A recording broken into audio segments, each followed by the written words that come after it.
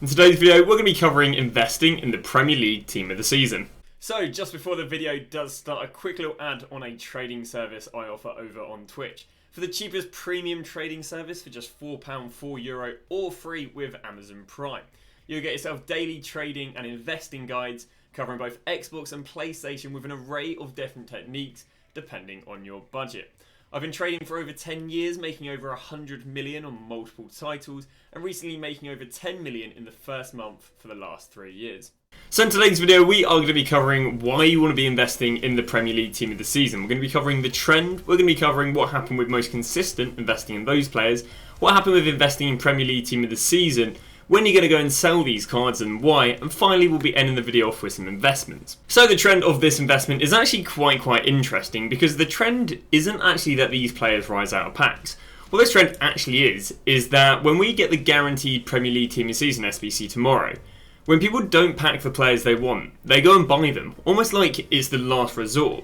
So as a result, what happens is these players are cheap, they're opened in lightning rounds, left, right and centre, but people aren't buying them because they kind of have the mentality, I'm going to pack them in the guaranteed Premier League team of the season pack. Well, as soon as they don't go and pack them, they go and mass buy them. And this is a trend that has worked in multiple years and literally worked last week with most consistent and the Eredivisie. So what we're going to do is we're going to show you this working last week with the guaranteed most consistent. So here are the players that worked really well last week. Now it's predominantly Premier League players because they're the favourite to invest in because they're anticipated to do well for the Premier League team of the season. But some of the non-Prem players worked pretty well nonetheless. So Gabriel Jesus, who had been able to buy on the Tuesday for around about 2.25. Before he even had his massive skyrocket, he was already up at 2.5 million. We then get to the likes of Bernardo Silva, once again was going for about 1,050,000, and before he even skyrocketed on Friday, he was already up at another 150k. We then get to the likes of Thuram, which again on the Tuesday you would have been able to pick up for about 340, and on the Thursday, Friday he was up at 375. We got Ake, who on the Tuesday would have been able to pick up for about 220, and again before he even rose loads he was up to about 245, 250. We then get to the likes of Robertson, who on the Tuesday had been able to get for about 311. Once again, even before he had his big rise, he would have been going for about 340, 345. And that is all she wrote. Now, not all the most consistent players rose from Tuesday onwards, and that's basically because they weren't demanded. The Prem one's obviously very well demanded because they're using teams. There were rises on Rodrigo and rises on Sanchez, but the percentages weren't as good as the Prem because they really weren't as in demand. It was really only Thuram and the Prem players who were the hyper demanded players.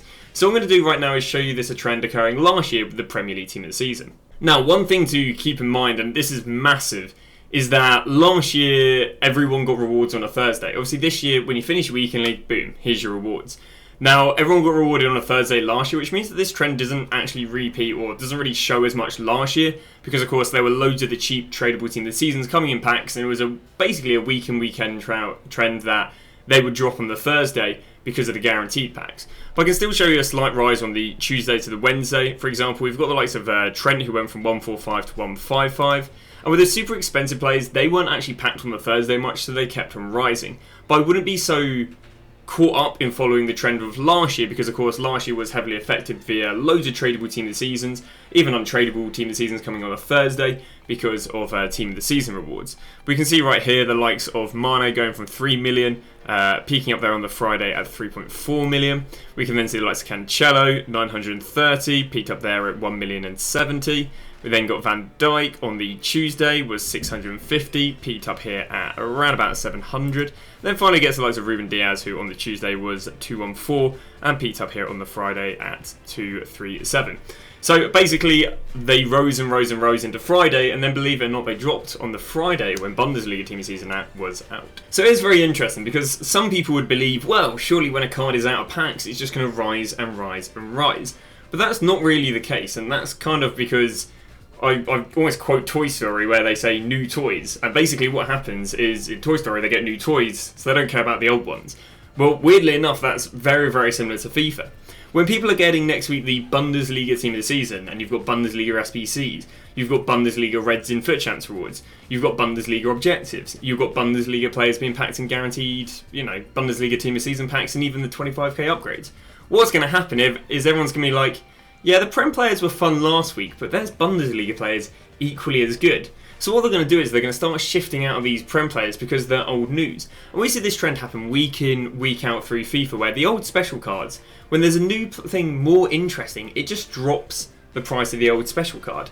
Or potentially there's a player even more desired. We can see this happen with the likes of Coman.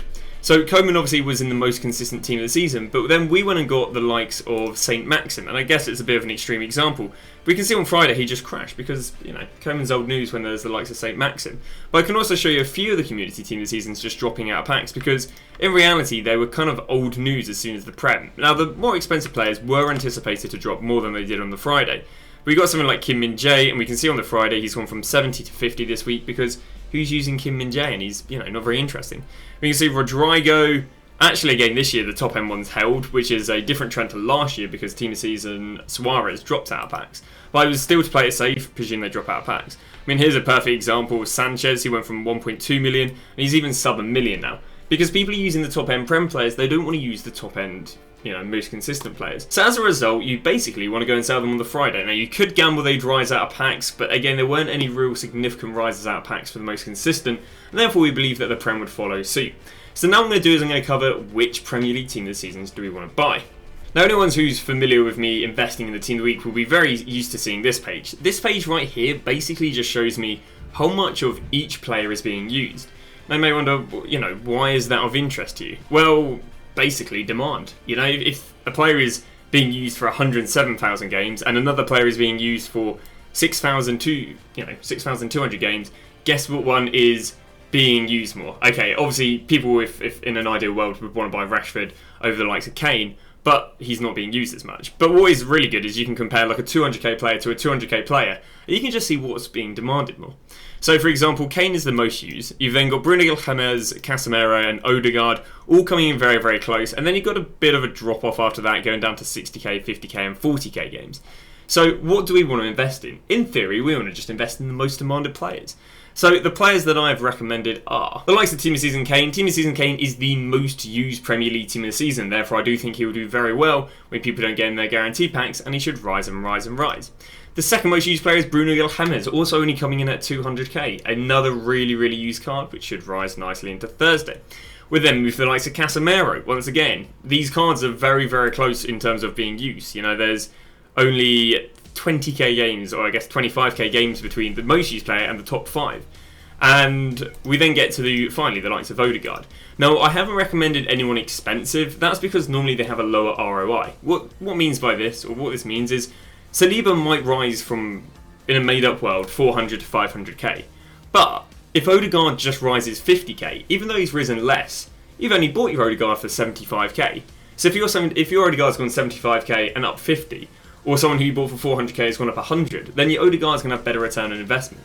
And extremely consistently through the year, it's the players that are like 100, 200 will always outperform your 6, 7, 800k players. Because there's just a higher demand to supply ratio because these players are more affordable by the masses. So the top 5 players, the top 4 players are what I'd recommend. I do think a fair few of these players will do well, you know, even if they're not at the top, like Zinchenko I think could be pretty decent, Reece James could be pretty decent, Martinelli could be decent, but I'm a man who runs off of stats over opinions. And really that is just Harry Kane, Bruno Guimaraes, Casemiro and Odegaard. So the idea is you're going to go and pick these players up right now. Obviously you want to look at the daily fluctuations and make sure you're not paying anything stupidly high.